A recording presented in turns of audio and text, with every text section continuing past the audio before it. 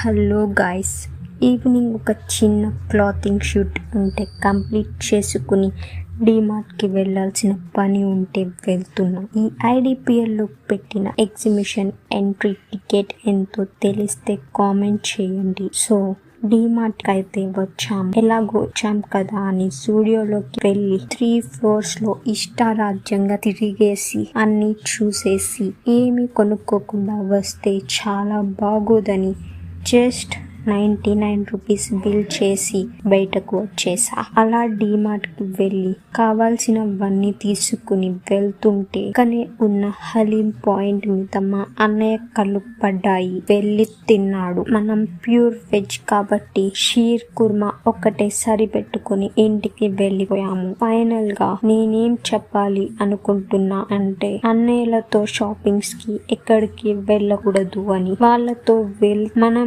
ఏం కొనుక్కోవడానికి వెళ్ళాము కూడా మర్చిపోతాం. ఏమి అనరు ఇంకెంతసేపు అనే డైలాగ్ తో మనకి షాపింగ్ చేయాలన్న మూడు ఉత్సాహం అన్నీ పోతాయి.